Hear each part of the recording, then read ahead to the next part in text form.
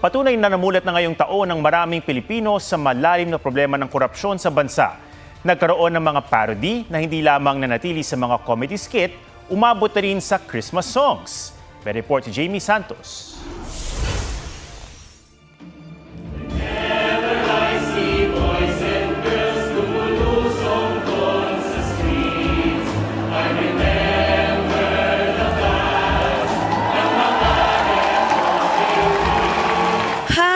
Naiba na pala.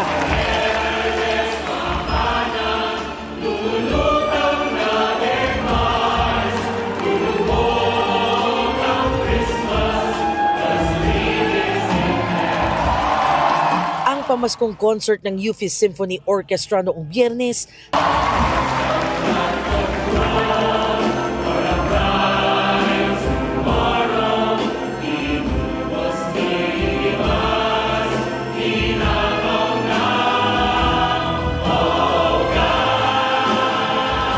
napuno ng mga hugot kontra korupsyon nang gawa ng political parody ang kanta ni Jose Marichan. Ang nakaisip niyan, ang manunulat na si OG Rivera. Napagtripan ko lang, ang tagal na September pa nakita yata, may friend ako nag-refer kay Dr. Chino Toledo. Siya yung conductor ng UP Symphony Orchestra. Tapos nagustuhan nila. Nung pinost ko sa Facebook, lagyan ko naman ng disclaimer na no copyright infringement intended. This is for entertainment purposes only. Ang mga manonood natawa hanggang sa tila ni Namnam na ang katotohanang dala ng awit.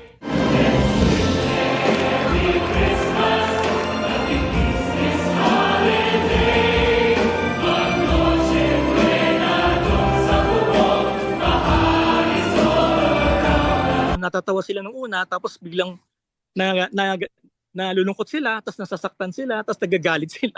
Parang maganda siya mag-encourage ng iba't ibang opinions. Kahit nga ang 500 peso Noche Buena na pahayag ng DTI, nagawa na rin ang parody ni Rivera. Kay sagwa ng gabi, ang lahat na dismaya, mayroong nagsabi, budget sa Noche Buena. 500 pesos lang at may spaghetti na. May hamon, may salad, may hangin na sumpa. Bakit mahilig tayo sa parody? Bakit nagugustuhan natin parody? Kasi ito ay isang paraan na nakapag-express tayo ng ating sarili na somehow, sometimes brutally true, Filipinos are still aware of what we are facing right now. Ang mga mensahe kaugnay sa katiwalian, hindi lang sa Christmas song lumutang, kundi pati na rin sa Lantern Parade ng University of the Philippines Diliman ngayong araw. May malaking buwaya ang float ng College of Law at may katagang Justice Delayed is Justice Denied. Sa Wag Kukurap float naman ng National College of Public Administration and Governance o NCPAG, ipinakita ang mga tumatayong kanser sa lipunan. Ang buwaya para sa mga dapat panagutin ang mga barong-barong na biktima ng mga korupsyon ng ating Ghost Project at syempre ang Malacanang na sumisimbolo sa mga politikong naghahari-harian. Ipinakita naman sa isa pang float ang payak na pamumuhay ng maraming Pilipino na nabubuhusan ng unos ng katiwalian.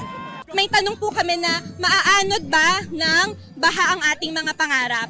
Pero ang sagot po namin ay mas malaki po tayo kaysa sa ating mga problema. Bago ang Lantern Parade, iprinotesta rin ang anomalya sa flood control projects sa taunang oblation run ng Alpha Phi Omega Fraternity. Mahigit 100 estudyante ang lumahok at tumakbo sa campus ng Hubot-Hubad. Jamie Santos, nagbabalita para sa GMA Integrated News.